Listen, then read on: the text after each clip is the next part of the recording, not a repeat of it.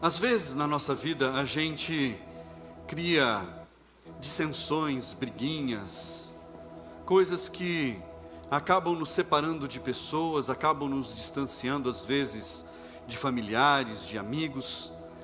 E isso não faz bem para ninguém, para ninguém.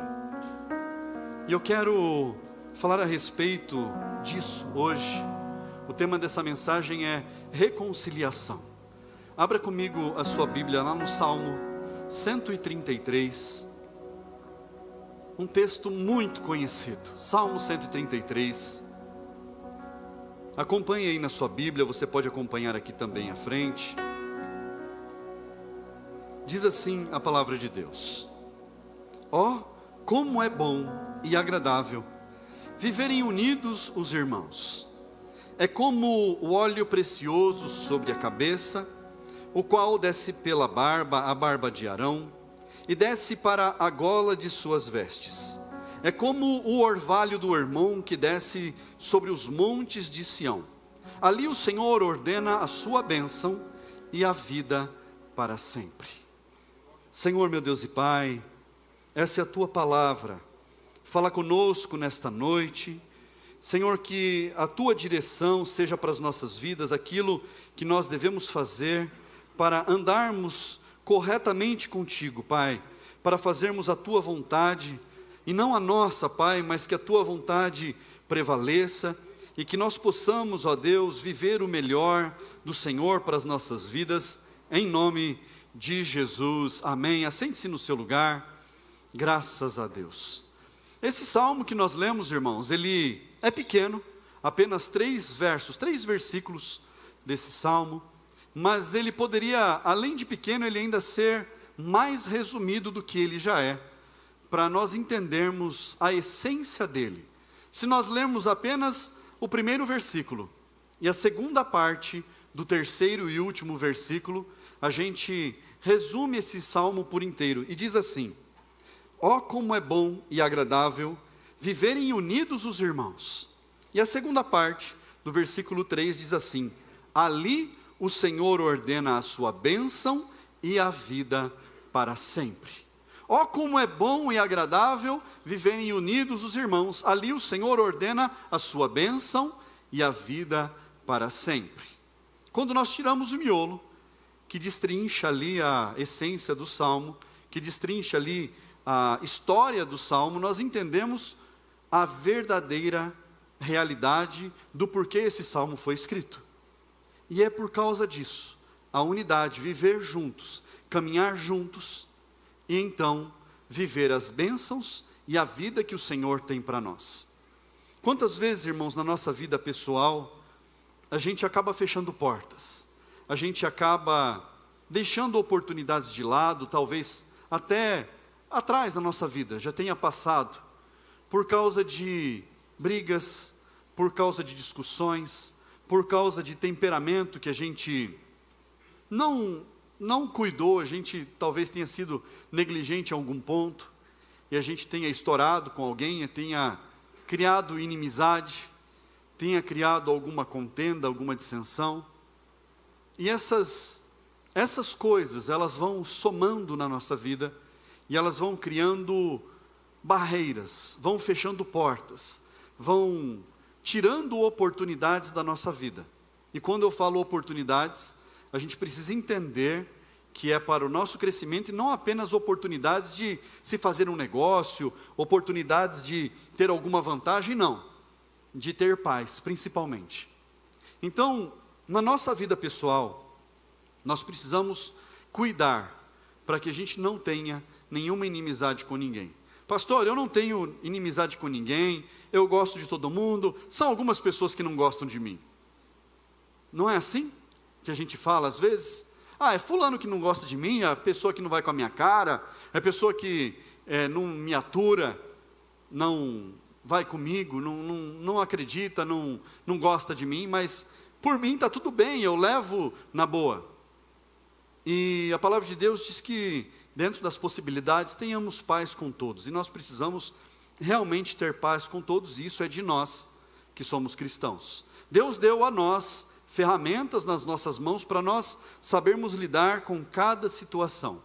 Mas a palavra de Deus fala algo a respeito dos nossos relacionamentos, como eles devem estar, para que o Senhor aceite as nossas vidas. Mateus capítulo 5, versículo 23 e 24, fala a respeito de oferta. Olha que interessante. Eu estou falando de relacionamento, mas lá em Mateus 5, 23 e 24, ele faz um alerta.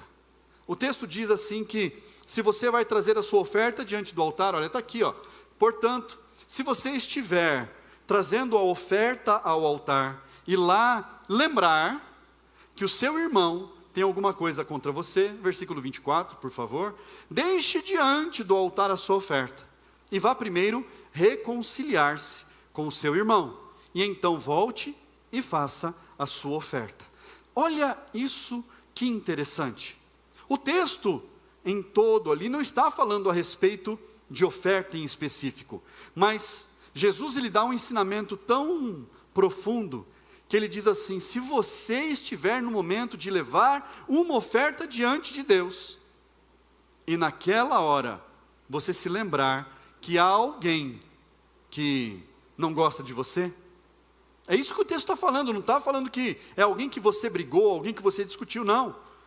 Coloca lá o versículo 23 para mim, diz assim: se você se lembrar de alguém que tem alguma coisa contra você, não é você que tem contra a pessoa, alguém que tem alguma coisa contra você, pastor, mas eu não dei causa, eu não causei o problema, não fui eu que fiz o problema, foi a pessoa que é encrenqueira, aquele infistulado, aquele, e aí vem os palavrões gospel, né? Aquele abençoado, a pessoa chama de abençoado, né?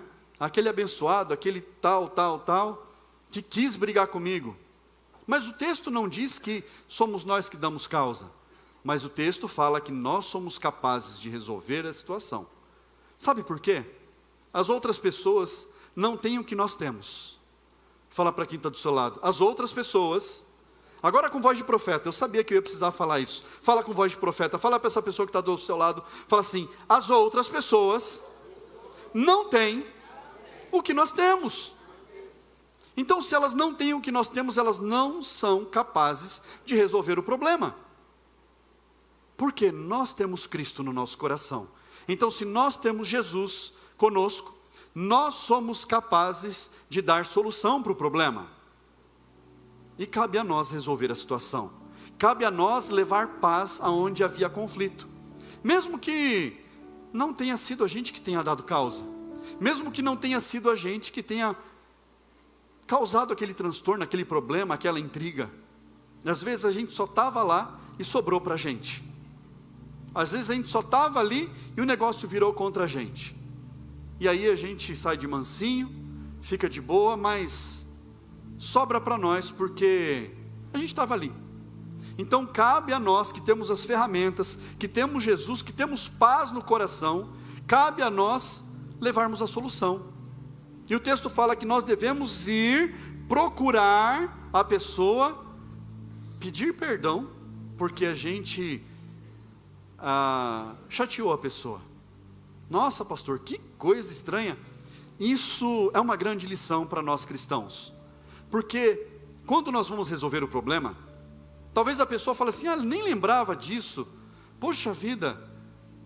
E a pessoa ela vai ficar pensando, ela fala: poxa, nem lembrava mais daquilo, a pessoa veio resolver uma situação que não era nem problema dela. Olha que interessante isso. Só que aquela pessoa vai ficar pensando: por que essa pessoa agiu dessa forma? Ela não precisava, era só seguir a vida dela.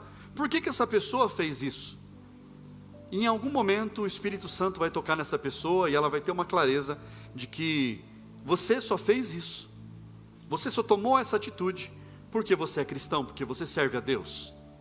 E isso vai fazer total diferença na vida das pessoas. Eu estou falando aqui de 3 questões que nós precisamos reconciliar, que nós precisamos ajustar o nosso relacionamento, que nós precisamos de reconciliação. O segundo ponto é com relação à igreja.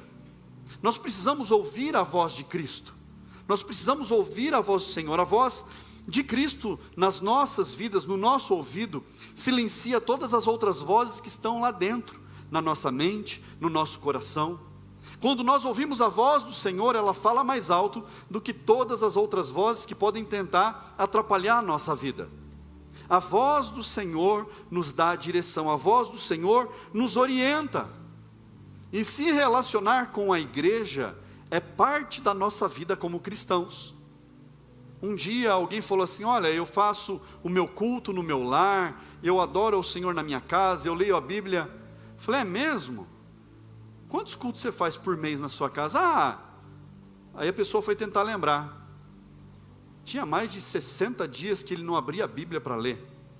Mas o tal do crentão que estava em casa, que falou que ele louvava a Deus em casa, nem sequer colocava um louvor na televisão, nem no celular para tocar. Até os toques de celular era só barbaridade. Então, às vezes aquele que fala que louva a Deus do jeito dele, que adora o Senhor da maneira dele, não adora nada, irmãos. Ele está se enganando a si mesmo, está enganando o seu próprio coração, enganando a sua mente, enganando a sua vida, e achando que está tudo bem. E aí alguém pode perguntar: e como é que estão as coisas? Está tudo bem, está tudo bem. Não está, tem alguma coisa errada. Não é que a gente quer que tenha, não é que a gente está profetizando que tenha, mas é óbvio que tem alguma coisa que está errada. Então, se reconciliar com a igreja é nós entendermos que nós fazemos parte de um corpo. Fala para quem está do seu lado, fala assim: nós fazemos parte de um corpo. Nós fazemos parte de um corpo. Nós precisamos estar juntos. Salmo 122 diz assim: alegrei-me quando me disseram, vamos à casa do Senhor. Versículo 1 do Salmo 122, alegrei-me quando me disseram, vamos à casa do Senhor.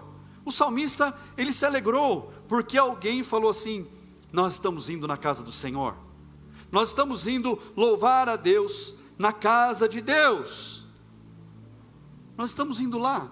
E como é alegria para nós podermos falar: hoje é dia de ir na casa de Deus. Hoje é o dia que eu vou me preparar para estar na presença do Senhor. Hoje é o dia que eu vou à casa de Deus. Como é alegre isso? Talvez pela manhã, talvez à noite, talvez de manhã e à noite, talvez às quartas-feiras, nos cultos da semana. Como é bom a gente poder se alegrar por estarmos na presença do Senhor. Como é bom a gente poder se alegrar em falar: hoje é dia de eu ir até a casa de Deus. Irmão, você já parou para pensar quantas pessoas gostariam de estar na casa de Deus e elas não podem? Você já parou para pensar quantas pessoas assistem o culto online porque elas estão num leito de enfermidade, porque elas sentem dores, elas têm que assistir de casa, porque elas não têm condições de estar na igreja, porque talvez morem tão longe que não tem uma igreja por perto? Você já parou para pensar nisso? Como nós temos tantas condições, como Deus nos abençoa tanto, e às vezes a gente coloca isso como se fosse algo corriqueiro, algo normal na nossa vida, e a gente normaliza tanto, que a gente acaba deixando o verdadeiro e real valor de lado.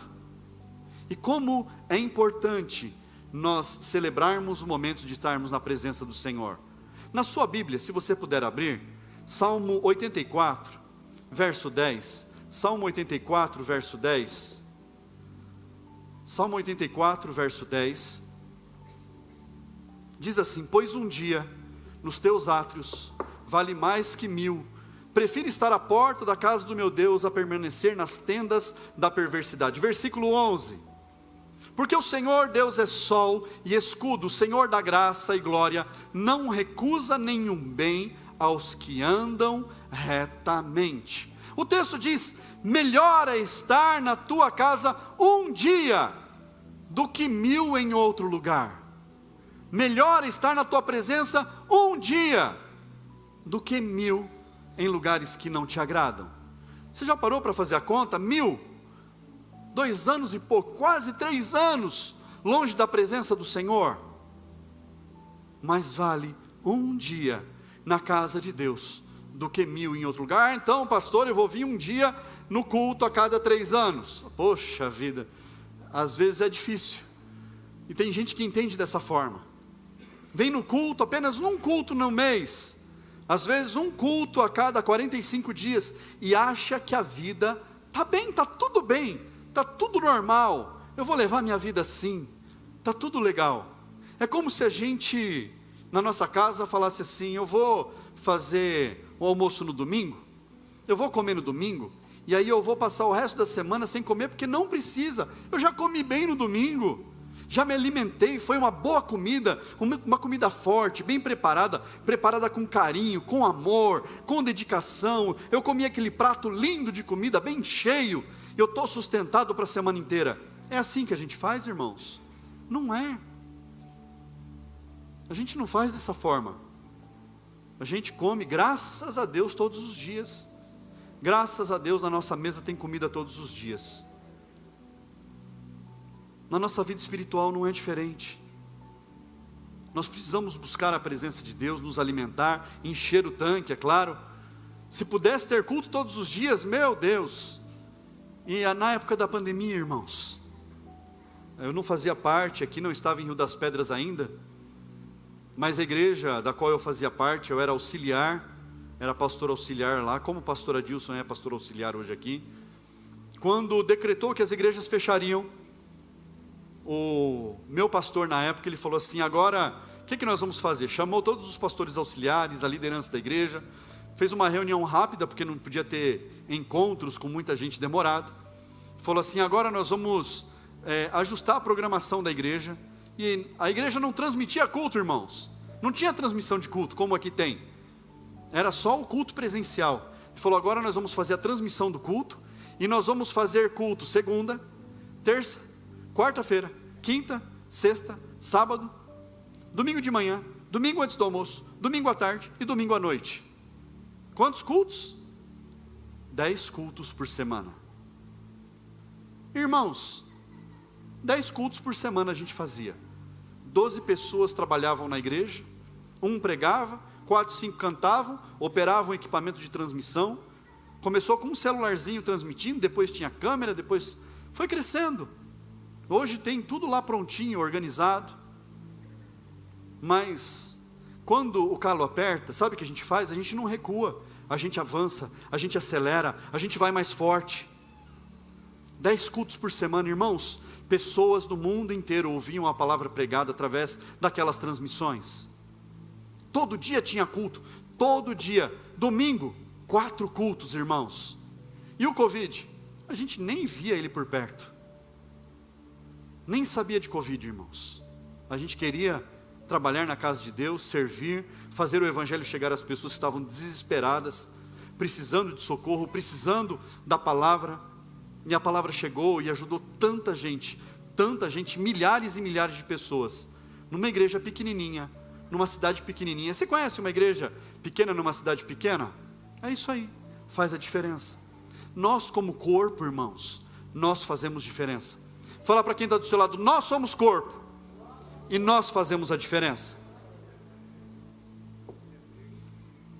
Terceiro ponto, eu falei de vida pessoal, eu falei de reconciliamento com a igreja, mas o ponto principal é o reconciliamento com Cristo.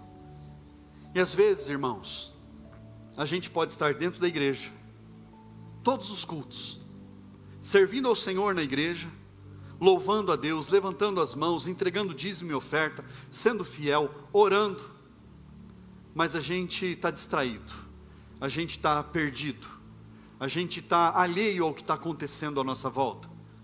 A gente não entendeu ainda o Cristo, o reino nas nossas vidas, e nós precisamos nos reconciliar com Cristo, termos Cristo na nossa vida. Pastor, como é isso? A palavra de Deus, ela dá um exemplo a respeito de túmulo. Aqui eu acredito que todo mundo já visitou cemitério. A gente vai no cemitério, vai no velório, não é porque a gente quer ir, porque ninguém vai porque quer, a gente vai porque é necessário, porque é preciso. A gente vai no cemitério porque é necessário, porque é preciso para sepultar os mortos. Mas quando a gente vai no cemitério, a gente vê lá um túmulo bonito, arrumado, limpo, organizado. Irmãos, é assim que deve ser. Todas as nossas coisas devem ser bem organizadas, devem ser limpas, cuidadas. Tem que ser assim. Só que a gente vê às vezes um túmulo tão bonito, tão lindo, tão brilhoso. Às vezes tem até flor ali, do dia. Mas por dentro, irmãos, por dentro, é um corpo que já foi. Às vezes está só o pó ali, tem barata lá dentro. Lá dentro não está legal. E a palavra de Deus, às vezes, ela dá exemplos da nossa vida, como se nós fôssemos um túmulo caiado, bonito por fora, mas por dentro está fétido. Por dentro as coisas não estão boas, por dentro está apodrecendo. Isso é a falta de Cristo. Pastor, mas como é que Cristo falta na minha vida? Se eu estou buscando Ele, se eu estou na casa de Deus, se eu estou me empenhando. Às vezes o Cristo não preencheu ainda aquele vazio que precisa ser preenchido. Ele não tomou aquele lugar que precisa ser tomado. Ele não entrou naquela área que só nós sabemos que precisa do cuidado dele. E às vezes a gente fala assim, não, deixa aqui comigo que eu vou cuidando, eu vou gerenciando, eu acho que eu consigo resolver essa questão aqui, e nós não conseguimos, nós não resolvemos, porque nós precisamos de Jesus, nós precisamos que Cristo resolva lá dentro. Fala comigo, eu preciso de Cristo na minha vida. A nossa alma às vezes está ferida, irmãos, a nossa mente às vezes está ferida, com os problemas que eu falei no começo, uma briga aqui, uma dissensão ali, e a gente às vezes começa a carregar pesos que não são para nós. E quando nós liberamos perdão, quando nós liberamos parece que a gente está dando um favor para alguém, quando a gente perdoa. É assim ou não é? Não é esse sentimento que às vezes a gente tem? Quando a gente perdoa alguém, parece que a gente está fazendo um favor para a pessoa que ela não merece. Não é assim, irmãos? Mas isso não é perdão, isso é engano. Porque o perdão não libera ninguém, irmãos. O perdão não dá favor para ninguém. E às vezes a gente acha que a gente precisa carregar aquilo pelo resto da vida. Carregar aquele fardo, aquele peso, aquela dor, por toda a vida, porque eu não posso liberar perdão, senão aquela pessoa vai ficar bem. Não, a pessoa já seguiu a vida dela, ela não está nem aí para você, ela não está pouco se lixando para o que acontece ou deixa de acontecer. Quando nós liberamos perdão, não é o outro que fica bem, somos nós que ficamos melhores. Não estou fazendo favor para ninguém quando eu libero perdão. Eu estou sendo bom comigo mesmo. Quando eu libero perdão, quando eu perdoo alguém por alguma coisa que a pessoa fez, por alguma falha que ela cometeu, por algum insulto que ela cometeu contra mim, eu estou pegando um peso que eu estou carregando nas minhas costas e eu jogo fora.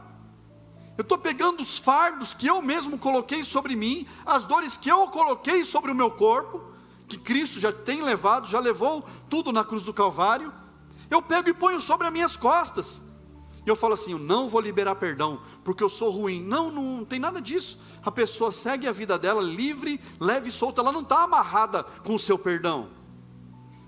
O seu perdão libera a sua vida. O seu perdão destrava as cadeias que travam a sua vida. Quando eu perdoo, eu quebro correntes da minha vida, não da vida dos outros. E às vezes, como cristãos, nós não entendemos ainda isso. Nós não compreendemos ainda isso. Que quando eu libero perdão, sou eu que sou desamarrado. Quando eu libero perdão, sou eu que me torno livre.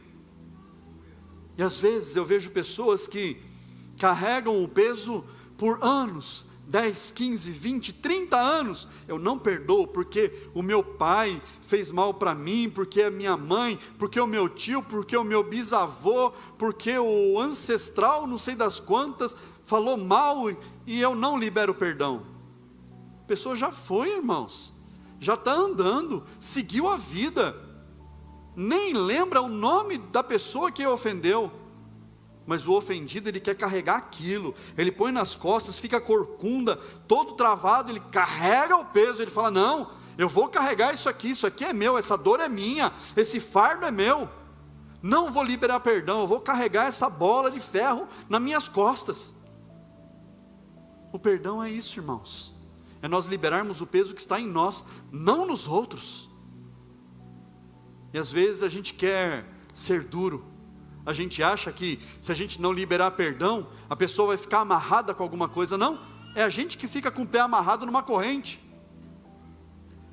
Quando eu libero perdão, sou eu que me torno livre. Fala comigo assim, agora você pode fazer melhor, fala assim, quando eu libero perdão, sou eu quem fica livre.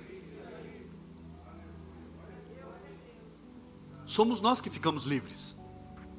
E quando eu libero perdão, eu estou deixando Cristo tomar um lugar na minha vida, que eu não permitia que Ele entrasse antes, que eu não permitia que Ele tomasse conta, que Ele cuidasse, que eu falava assim, não, deixa comigo, eu vou resolver isso, eu vou cuidar disso. Oséias, capítulo 6, a partir do versículo 1, diz assim, venham, voltemos ao Senhor, pois Ele nos despedaçou, olha só, está aí o texto, mas vai nos curar, Ele nos feriu, mas vai atar as feridas. Versículo 2, depois de 2 dias nos dará vida, ao terceiro dia nos ressuscitará e viveremos diante dEle. Versículo 3, conheçamos e prossigamos em conhecer o Senhor, como o amanhecer, a sua vinda é certa, Ele descerá sobre nós como a chuva, como chuva fora de época que rega a terra. Aqui está falando de Cristo, versículo 2 e versículo 3 está falando de Jesus, Oséias profetizando Jesus, mas lá no versículo 1, tem algo poderoso, diz assim, venham e voltemos, tornemos ao Senhor, venham, vamos de volta ao Senhor. Só que o texto diz assim, porque Ele nos despedaçou, mas Ele vai nos curar. Espera aí, então o Senhor me despedaçou? Sim, o Senhor permitiu você passar por alguma situação, para que uma ferida fosse feita dentro de você, para que você entendesse, que você não é capaz de lidar sozinho com isso, que você não pode ficar sozinho nessa, que você precisa se reconciliar com Cristo, que você precisa voltar para Jesus, estar firme com Jesus. A ferida serve para isso, irmãos, mas Ele mesmo cura, Ele mesmo sara, Ele mesmo liga. A ferida que fica dentro de nós, o machucado que fica dentro de nós, é para nós voltarmos para o Senhor, não é para a nossa morte, não é para o nosso fim, é para nós retornarmos ao Senhor, para nós nos voltarmos a Ele. E o Senhor, Ele trata com cada um de um jeito diferente. Ele fala, fez a ferida, mas Ele a ligará, a fechará, e então nós viveremos diante dEle. Ele fez a ferida, Ele vai costurar o machucado, e então nós seremos capazes de viver diante do Senhor. Mas perceba, que a palavra de Deus é para o povo de Deus, e o povo de Deus precisa viver diante dEle. O povo de Deus precisa viver diante de Cristo, precisa estar ligado a Cristo. E aí que vem a reconciliação, aí que vem, que eu olho para dentro de mim, e eu vejo uma ferida, eu olho para dentro de mim, eu vejo que algo precisa ser sarado, algo precisa ser curado, eu olho para dentro de mim, e eu vejo que eu preciso ser tratado em algo. Irmãos, é como num casamento, um casal vai para casa, a gente vê o casal, que casal lindo, maravilhoso, que bênção, vai para casa, comem junto, dormem na mesma cama, mas não se relacionam, não estão juntos, só dormem junto, um do lado do outro, um nem fala uma palavra de amor mais para o outro, um não ora pelo outro, não vivem mais aliançados. O Senhor olha dos céus e vê duas pessoas quando a palavra de Deus diz que deixará o homem, o seu pai e a sua mãe, unirá a sua esposa, a sua mulher, e eles serão uma só carne. É isso que o texto da palavra de Deus diz. Deus olha do céu e não vê mais uma só carne, e vê dois, um de cada lado. Parece tão bonito de fora. A gente olha, fala, nossa, esse é crente. Mas lá dentro, o crente sabe como é que está. A ferida, o machucado, a falta de perdão, o cuidado, o trato que precisa. Somos nós que sabemos, irmãos, onde nós precisamos ser tratados. Somos nós que sabemos onde nós precisamos ser cuidados. E aí você já sabe o ponto que você precisa de cuidado. Você já sabe dentro de você aquilo que precisa ser cuidado por Cristo. Mas vai além disso. Romanos capítulo 12 fala que nós somos um só corpo em Cristo. Se todos nós somos só um só corpo, e se o nosso corpo é um no Senhor, se há algo que está ferido, precisa ser cuidado. Se nós todos juntos somos um corpo em Cristo, como é que eu não sinto a dor do irmão que está do meu lado? Como é que eu não sinto a falta de alguém que não está sentado do meu lado? Como é que eu vivo bem se um dedão meu for arrancado? Como é que eu vivo bem se uma parte do meu corpo for tirada de mim? Como é que eu sou capaz de viver assim? E às vezes tem pessoas lá fora, que estavam sentadas aqui dentro um dia, que saíram magoadas por qualquer coisa, às vezes por coisas que a gente não deu motivos, mas cabe a nós, como cristãos, resolver o problema, nos colocarmos na brecha, resolvermos a situação, e trazer essa pessoa para ser ligada, religada, reconciliada ao corpo. Então, como corpo, nós precisamos chorar com os que choram, nós precisamos rir com os que se alegram, nós precisamos sentir as dores uns dos outros, e andarmos juntos. Mas agora, a dor que está aí dentro precisa ser tratada, a ferida que existe aí dentro, ela vai ser tratada. Se pudesse ter uma radiografia dessa ferida da mente, do coração, dessa ferida talvez espiritual que está aí dentro, o médico falaria assim, olha, não sei o que aconteceu, mas o que eu estou vendo aqui é uma cicatriz perfeita, uma operação que foi feita, de algo terrível que tinha no seu corpo e foi tirado, e você está sarado, você está curado, renovado, em nome de Jesus. É noite de cura, é noite de reconciliação. A palavra de Deus fala a respeito da ceia do Senhor, em uma das partes da ceia do Senhor, fala que nós devemos examinar a nós mesmos, nós devemos olhar para dentro de nós, e ver o que está acontecendo, e apresentar diante do Senhor, Senhor, tem uma dor aqui dentro, Senhor, tem uma ferida aqui dentro, que só eu sei a dor que eu sinto, tem um peso que eu carrego, que só eu sei desse peso, eu quero tirar isso das minhas costas.